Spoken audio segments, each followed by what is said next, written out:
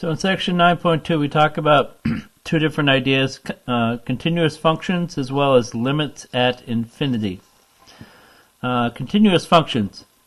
For any polynomial function, we have found that f of c, meaning you plug a finite number into the function, you get the same answer as the limit as x approaches c for the function. Any function of this type is called a continuous function. Basically, the graphs can be drawn without lifting the pencil from the paper. If you look at these three functions here, these cannot be drawn without lifting the pencil from the paper because you have a break here, you have a hole there, and you also have a hole there. So that shows that these three are examples of discontinuity. Continuity means you can draw the entire function with one continuous stream of your pen or pencil. Now what does it mean to be continuous at a given point c? It means f of c exists, it means the limit exists, and that the two are equal to each other. If one or more of the following, those three conditions does not hold true, then we can say the function is discontinuous. Now such graphs that are discontinuous are ones that have vertical asymptotes, they have holes, or maybe have a break or a jump as in the piecewise functions. There are three different examples that are discontinuous at x equals 2. Note again that every polynomial function is continuous for all real numbers, and every rational function is continuous for all values of x except those that make the denominator equal to 0. Now, they ask you, for what values is the following function continuous? Well, you look for discontinuity, because we can assume this is continuous everywhere except where we're dividing by 0. So, we set the denominator equal to 0 and solve, and we get 3 halves, and so we can say the function is continuous everywhere except x equals 3 halves. And you can see there's a break at 3 halves, or 1.5. For part B, same idea. You've got this rational function here, and you set that denominator equal to 0, and you get two answers, x equals 2 or minus 2. So the function is continuous everywhere except at 2 or minus 2. Notice at minus 2 it's got an asymptote. At positive 2 it's got a hole, both of which make it discontinuous.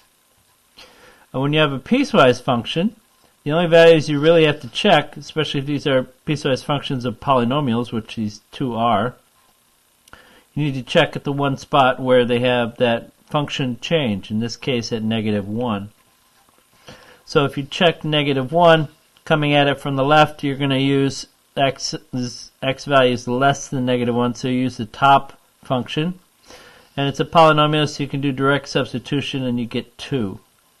Now if you're looking at it from the right, which this little plus gives you, you use values that are greater than -1, so you plug in 3. And when you evaluate a constant, the answer for the limit of a constant is just that constant.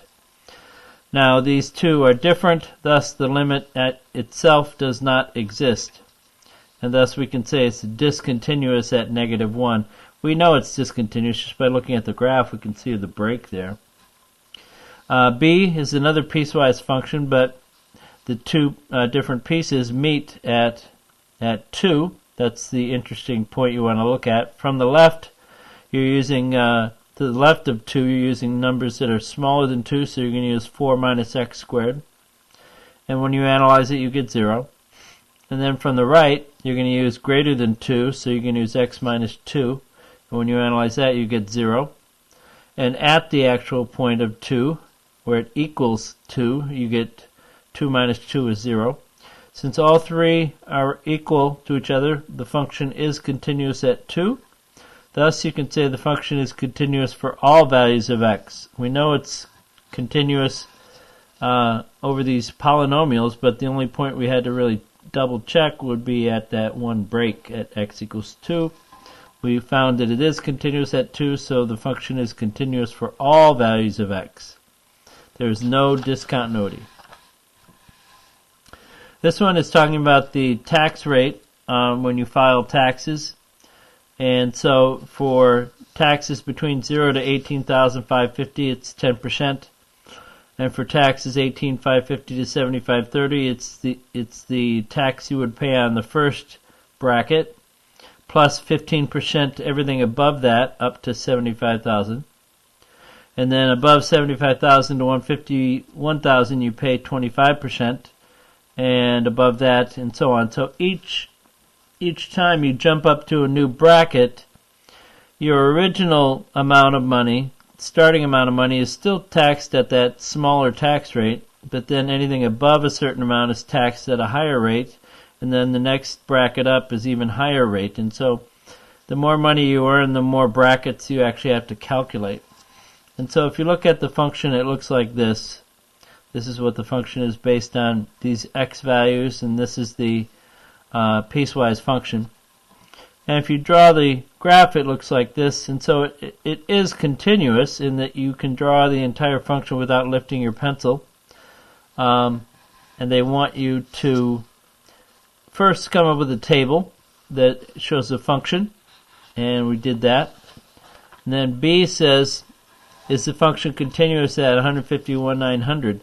Well, 151,900, if you look at right here, 151,900 or less, you're going to use this third line, and greater than 151,900, you're going to use the fourth line. So when you come at it from the left, you use the third line function, and you analyze it, and you get this answer. Then if you come at it from the right, greater than 151,900, you use this guy, which is line 4, and when you do direct substitution, you get the same answer. And then at the actual point, 151,900, you get the same answer as well. So it is continuous at 151,900. So then they ask you, a married friend of yours and her husband have a taxable income rate of 151,900, and she tells you that she doesn't want to make any more money because it would put her in a higher tax bracket. What would you tell her to do? Well, remember, everything below 151,900 is still going to be taxed at the same rate of the first 18,000 is taxed at 10%, and then 18,000 to 75 is taxed at 15%, and 75 to 151 is taxed at 25%. So even if you bump up above 151,900, it's not going to change the taxes on the dollar amount below. So you should accept a raise because that makes sense financially to take any raise that you get for your job. Now what about limits at infinity? Y equals 1 over x has a vertical asymptote at x equals 0. If you look at this, it shoots up to infinity and down to minus infinity, and it's got an undefined at x equals 0.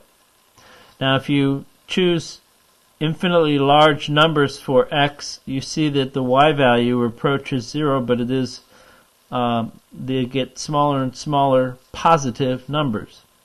And if you look at plugging in large negative numbers, you get closer and closer to 0, but from the negative values.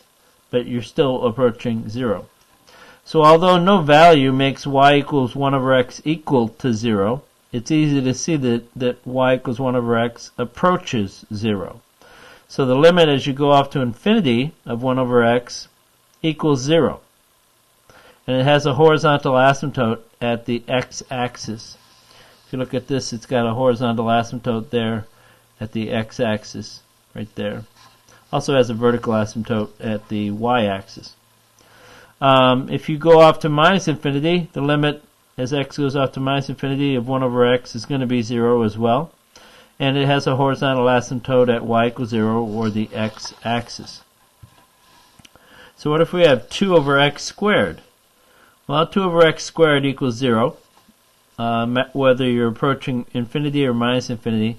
If you go off to positive infinity, you approach 0. If you go off to minus infinity, you approach 0. And so you can see that these limits do make sense based on your graph. So what are the rules for limits at infinity? Well, if you're taking the limit of a constant, the limit is equal to that constant.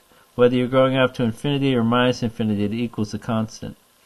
Now, if you're taking the limit as x goes off to infinity of c over some x to a exponent, some power p, it's going to approach 0 because this denominator is going to get huge to a billion, a trillion, quadrillion, whatever, and some fixed number divided by an infinitely large number is going to approach 0.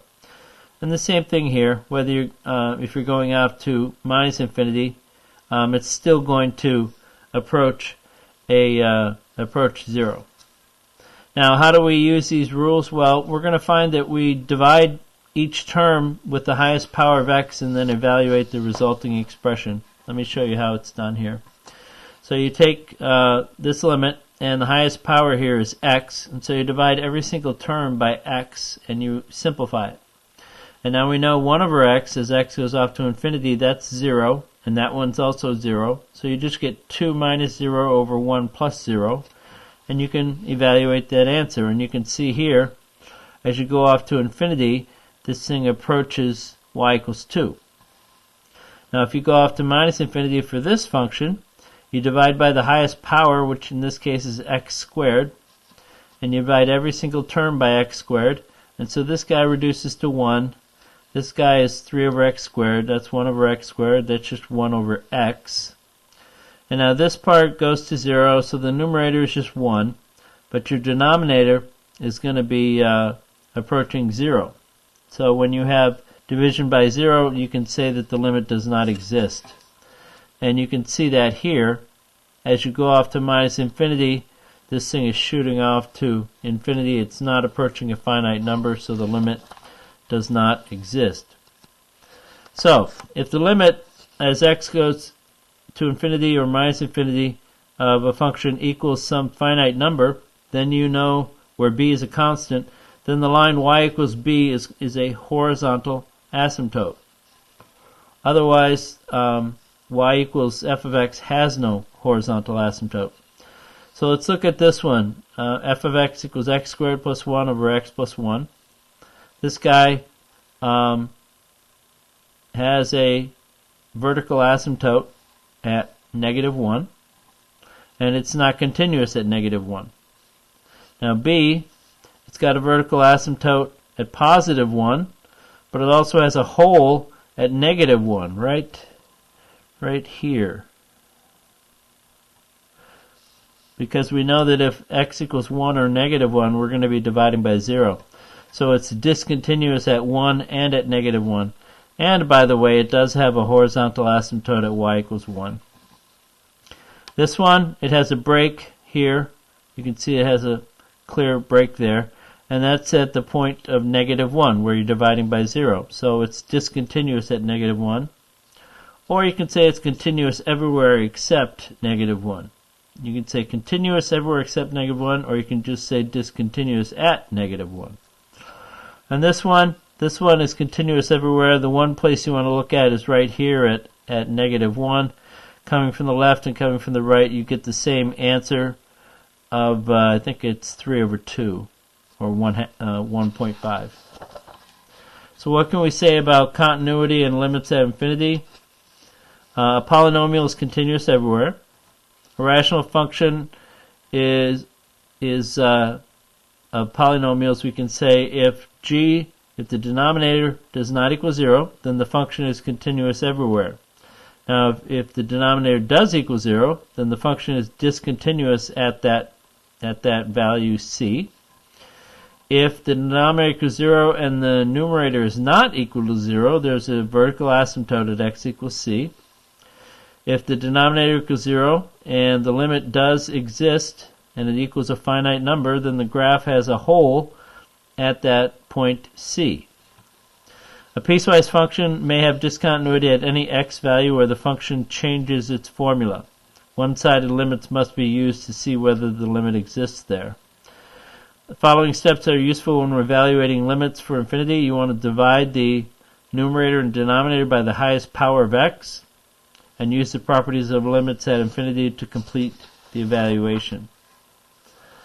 Alright, so let's look at 9.2 question number 1. It says you've got these different values and they ask you to determine whether the function is continuous or discontinuous at that x value. So at negative 5, it is continuous. It's you don't lift your pencil at all there. At 1, at positive 1, it is discontinuous. It has a hole there because f of 1 is not defined. At 3, it's got a break there. It's definitely discontinuous. The limit does not exist. And at the point is completely different as well. And then at 0, it's going off to minus infinity and positive infinity, so the limit does not exist. And also f of 0 does not exist. So it is discontinuous at 0. Determine whether it is continuous or discontinuous at the given values. So this one is at x equals negative 2. So for negative 2, you're going to look at it from the left, from the right, and at the point. So from the left, you evaluate this guy, you factor and cancel, simplify, and now you can do direct substitution and you get 0. You do the same thing from the right, and you also get 0. And then plugging in negative 2 into the function itself, you actually also get 0. Since all three are the same value, we can say it's continuous at x equals, or continuous at x equals negative 2. Alright. Number 5, checking for continuity at negative 3. So you check negative 3 from the left and you evaluate, simplify, and finally do direct substitution. From the right, you evaluate, factor, simplify, and you get 7/3. And then you evaluate the function at negative 3, which does not exist.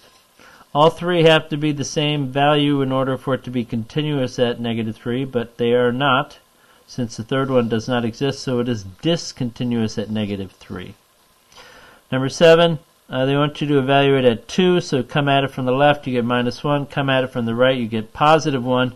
So we don't even need to check the third situation because it's discontinuous already, with those two being different.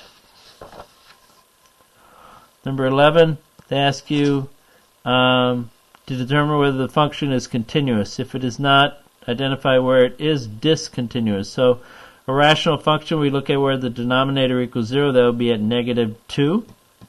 And if you graph that, you can see as you approach from the left, it goes to minus infinity. If you approach from the right, it goes to positive infinity. So it is, and at the point it's undefined, so it is discontinuous at negative 2. This one, our point of interest is going to be at x equals 1, so we come at it from the left, we get 3. Come at it from the right, we get 3. And at the point, we get 3. So we can say it is continuous at 1, so it's continuous everywhere, because these are both polynomials. And at the one point that we need to check, we found all three of the same, equal the same value, so we can say it's continuous for all values of x. For 27, evaluate the limit. What's the result tell you about the horizontal asymptote? Alright, so when you evaluate this guy, you divide by the highest power of x, which would be x cubed. And so x cubed over x cubed is 1. And here you get 1 over x cubed. Here you're just going to get 1. Here you're going to get 4 over x cubed. These two, when you plug in either infinity, that's going to make those 0 out. And you get 1 minus 0 over 1 plus 0, which is 1. So that means you have a horizontal asymptote at y equals that number, 1.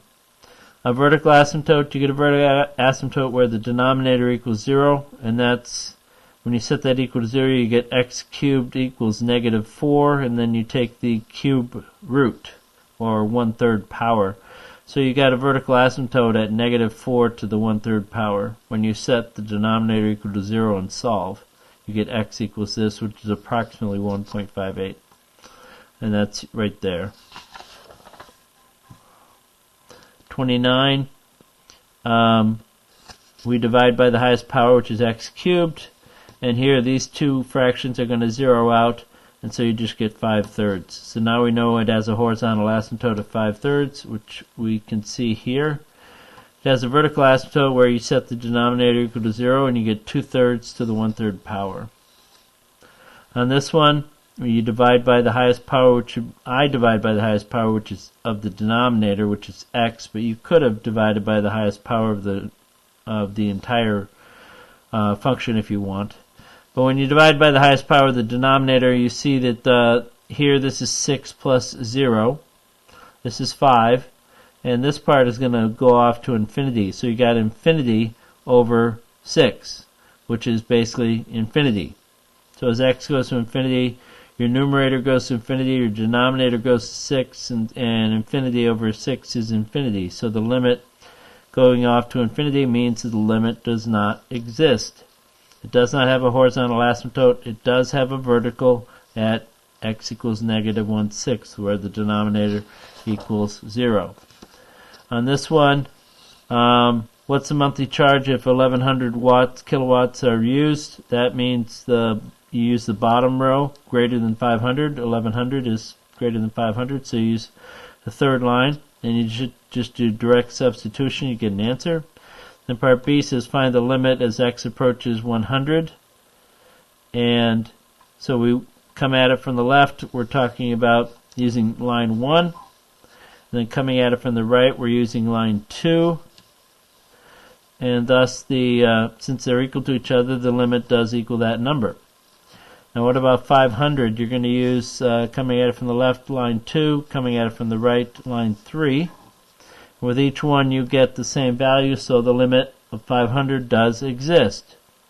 So what can we say about continuity at 100 and at 500? We can say, since c of 100 equals the same value as the limit from the left and right, it is continuous at 100. C of 500 equals 98.8, which is the same value as the left and right limit, so we can say it's continuous at 500.